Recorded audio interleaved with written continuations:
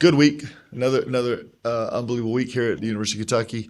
I'm so proud of our former players and what they're doing in the league right now. Once again, we opened the league with the most NBA players on opening day rosters. Really proud that two of our guys, Kobe Bray and Amari Williams, are on that list.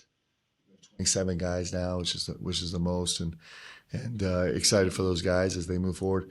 All of these guys have been so great to us, and they represent Kentucky so well, and hoping to add a bunch more. So that's my announcement. On that topic, you were at OKC 2-3 weeks ago. What do you guys get out of those trips? Obviously, you got to see a couple of alum, but Yeah. like, are you picking brains of that coaching staff? Yeah. What are you doing there? They were incredibly generous. Mark was awesome. He let us sit down in the film room with some other coaches. It wasn't exclusive to us. And we probably sat there for 90 minutes and went over some film, went over some concepts and ideas. And then we had a long follow-up phone call late that night. Just, the way OKC is running their organization, clearly it's an NBA championship organization, and the way they run it is really special. They're really sharing and really engaging, really trying to do things the right way, really trying to make it about team, really trying to expand the reach of the game, really trying to share knowledge and experience, and also very curious, wanting to know best practices from other organizations. So it was a gift. We actually have incorporated some verbiage and terminology from our trip there. Any time we have a chance to go be around a program like that's really built their success over the last 2 decades, almost, it seems like, it's pretty great. How's Jalen doing? He's doing good. His recovery's been epically fast. He's feeling really good. He was back shooting yesterday, full speed. We'll probably keep him out of live contact for at least another week just to make sure. He's a massively important part of this season, so we're going to make sure that he's healthy before he's rolling out. What kind of opportunity is it for the other guys, Denzel, Jasper, Colin, to potentially run the show in his absence? What do you hope to learn from this time off? Man, well, it gives everyone an opportunity, and so it gives us a chance to rethink the way we do things. It's actually interesting. We've tailored some things to Jalen specifically, and so it just is how this goes, right? Sometimes when you get too specific in how you manage the game and get really, really creative, it leaves you vulnerable to change. When you stay really general, it's easier to kind of move through those changes. So that's the dynamic we're going through right now, but it's an unbelievable opportunity. DA is proven, and Jasper is so excited to step in here and take his first shot at this thing. Colin Chandler, has been through this with a year for us and has been playing elite level basketball, and so all those guys are going to have incredible opportunity with J-Lo and without him. How will this differ from, say, a controlled scrimmage where you might be working on specific sets or a specific kind of defense, and will you get caught up in the back and forth of I want to win a game? We're competing, so I want to win a game. Yes, the answer is yes. It's especially with this group. This group they're just hardwired that way. They're going to try and win. They're going to get mad at me because I'm going to. We have a lot of things that this is an incredibly important data collection moment for us, and it's unbelievable that we get to do this against this Purdue team. I mean, Matt Painter's, if he's not the best coach in college basketball, he's got to be right up there in the top 2 or 3 or 4 right now. He's incredible, and what they've done recently with this group. You think about how often do you get to go test before the season even starts, with the lights on, against a team that's composed of, 3 guys that have been to a national championship game and been to a Sweet 16, and I think some of the guys actually lost in the first round of a Sweet 16. They've experienced everything, and they've been together and they've built such a great program. So for us to get this chance to go just get this really in-depth look at who we are right now is a gift, right? And so we're going to take full advantage of that while doing everything we can to win, but still not leave anything on the table in terms of learning about ourselves. So there's going to be all kind of push and pull and tug and everything else. But at the end of the day, these guys are hungry to win every time that, if we were playing checkers right now, there would be some uproar about, who was winning and how they were winning and what they were doing. It's a competitive group. So with Jalen's injury, I think a lot of people had flashbacks to Lamont, obviously with the shoulder, and I know it's not a shooting shoulder, but any differences or comparisons as far as severity or maybe likelihood of re-injuring that? Yeah, I think the biggest thing has just been the pain associated with it. So, Lamont was battling pain every single day to try and get to the point, and Jalen actually was pretty pain-free really, really quickly. So that's probably the biggest difference right now. And this structurally, there's some differences, but that's kind of the most palpable difference. Mark, was that happening? Was that kind of the reason? You said last week maybe it would go longer potentially, but that was kind of like, no, we're done. We're not. Yeah, you're calling me soft. I was a little soft. I'm not gonna lie, I was a little traumatized. It wasn't my finest moment, but I'm like, let's get out of here with the group as intact as we can. I don't know if that was the right call. I normally am not like that. Normally I just stay like dead focused, but I did succumb to a little bit of worry. With the other point guards that you just mentioned, what about the unique opportunity of getting to play Braden Smith tomorrow and then Malik Mack next week, as opposed to in the previous roles probably playing against like D2 or IA? It's awesome, actually. And because normally and that's why I'm so grateful for these games. Normally with these exhibition games, the best you're probably getting out of it is getting your guys under the lights in front of our fans, getting used to the arena, getting used to the regimen of the day, the emotion, kind of getting all that stuff to a comfort level. We get to do all that, but we actually are going to play against, probably a lot of people would call the best point guard in America right now. Certainly he's got to be, if he's not the most experienced, he's got to be close to the most experienced and an elite level playmaker. And so it's an unbelievable opportunity to go really see who we are at the very highest level. We're not going to see who we are at a medium level. We get to go compare ourselves to the very, very best right now, and it's going to give us an incredible vision of how we have to grow. And so it's a gift. I don't think ever have I been more of a fan of an NCAA decision than this one. This is awesome. Mark, how do you think the atmosphere will be? Do you think UK fans will be as into data collection as you are versus No. winning? No. We come to Rupp Arena for one reason, and that's to win. And I know that. That's the deal. So, and that's awesome. Like, that's the way it should be here. In terms of preparation for exhibition games like Purdue, Yeah. is it the same as the regular season? Yeah, we actually have done some scouting, but we're doing all of our scout right now. All of our practice is geared towards concepts. We're kind of using Purdue. We're cherry picking a Purdue scout. So what we're doing is we know things that where we really want to grow, we want to get better. So we're kind of just using one little slice of Purdue here and one little slice of there to work on the things that we know we need to work on. So it's not a full scout, but it is a very incredibly useful scout in terms of us. We've mapped out a very clear progression for these 6 weeks. And so there's some things that we're working on this week that are really important to us that we're going to get to implement in this game. And now it's fun to actually be able to take a little bit of some kind of intricate punches we're doing, or a little spacing thing here, or a little action here, and now we get to go work on it in the context of playing a game. Mark, speaking of NCAA rules, two guys from the G League elite team are now going to be, committed and will be playing in the future in the NCAA. What are your thoughts on that ruling that's allowing them to play, and how does it differ than, say, a European kid who might have signed with a professional club over there and still gets to come over and play? I think we're still trying to iron out the specifics of exactly what is going to be allowed and what's not out. I know that there's a player right now that's being recruited at a pretty high level where it's still pending like waivers and everything that goes into that.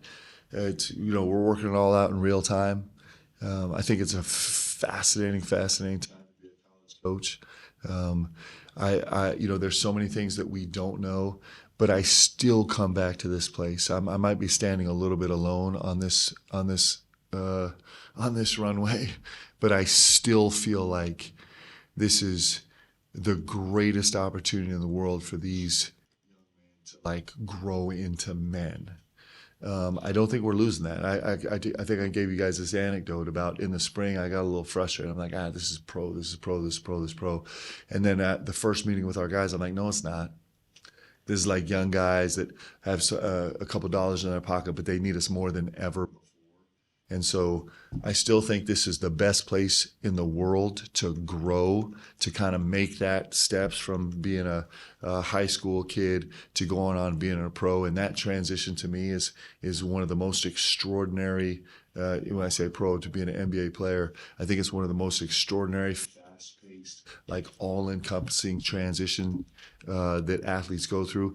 And our guys need leadership, they need guidance, they need mentorship, they need to grow, and so that process is still intact. It's still beautiful. It's more complicated than it's ever been before. So in regards to how long they've been out of high school, what they've been doing since they've been out of high school, I think those things are all clearly we're getting in a new area, but the function of what we do is still the same. If we do it right, it still is the most important thing. I tell this to recruits all the time, and this is real. I got to play in the NBA for a long time, and we trick ourselves that our life is going to be great once we get to the NBA, because that's actually not true. I loved everybody I got to play with in the league, man. It was an incredible gift to play with these guys, but there are a lot of guys that I got to play with in the league that their lives were really, really complicated. And it's not the end of the rainbow when you get there. It's not like once I get there, everything in my life is going to be good and all my problems are going to be fixed. It's not. That is a trick. And it's crazy how we think about that. If we can just get there, then it's going to fix everything. It doesn't. All it does is make everything bigger. When you get there, if you've grown into a secure, like self-aware, disciplined, sharing, making things about something bigger than yourself person, it's the greatest ride ever.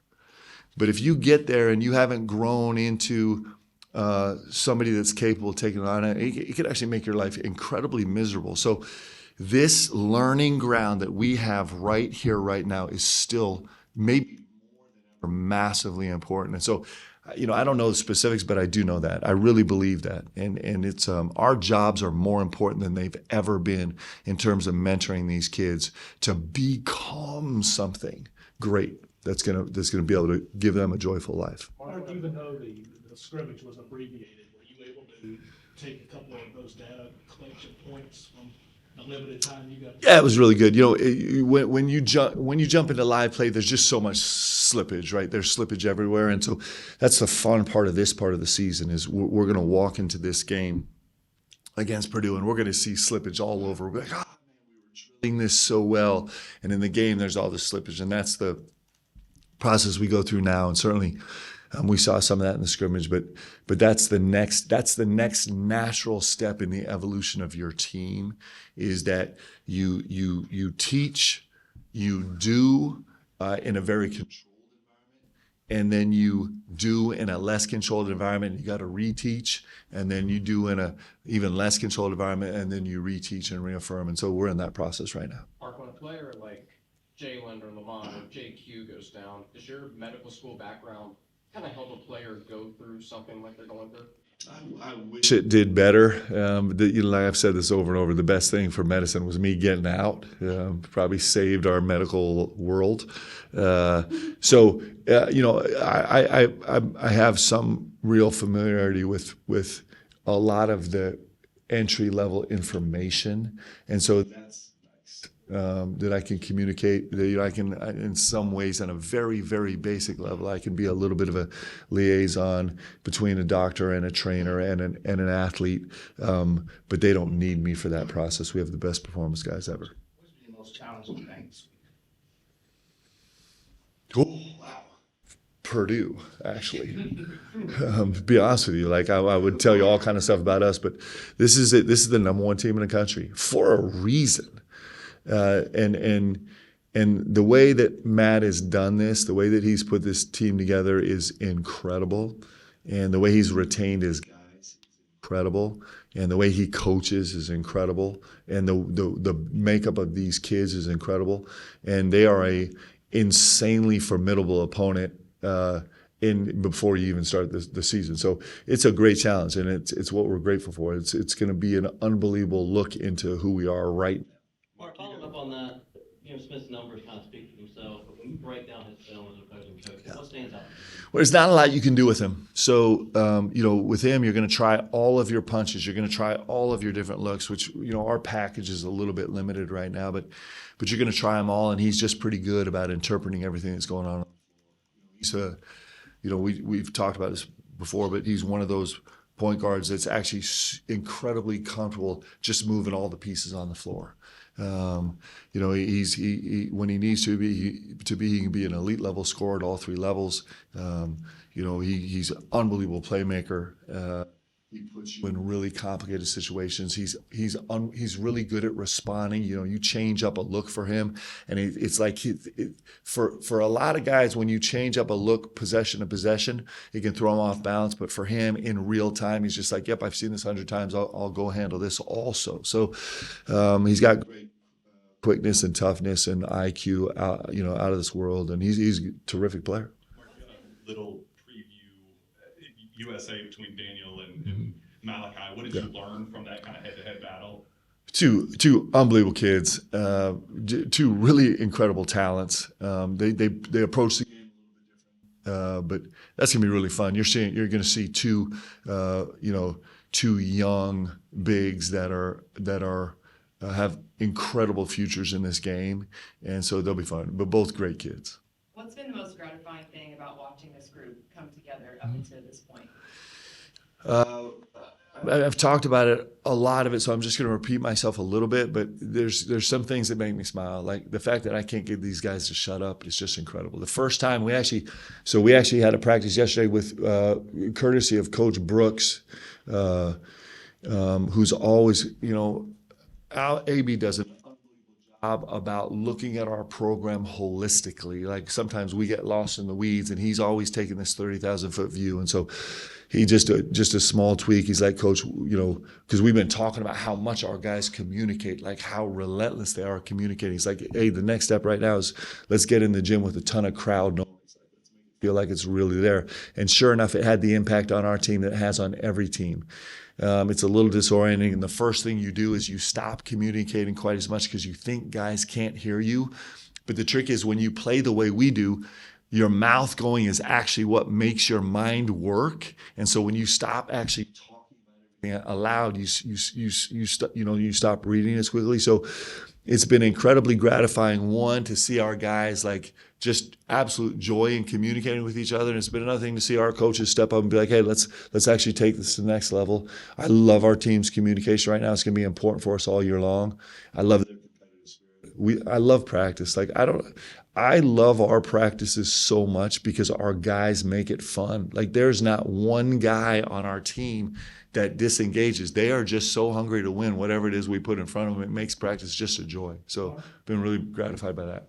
If I circle back to the question about the bigs, in a typical exhibition game in the past, you might be playing against a 6'5" or 6'6" center. What can it do for you in this kind of matchup where yeah, well, it's gonna really challenge us. It's gonna expose us at the highest level, right? So, sometimes if you're playing against a team that's not the same talent level early in the season, you don't get a lot out of. You can just do things on the floor because you're just physically dominant, or because it's younger guys, or because it doesn't really give you a good marker of where you are basketball wise. Like, and their bigs give you three different looks as far so far this year just from the scrimmage film that we exchanged. But one of their bigs is going to be is pretty relentless about trying to be a quick show, hard show, and one of their bigs is going to spend some amount of time in a drop or switching, and one of their bigs is going to be like a heavy free throw line drop, maybe if that's what we actually see. And so,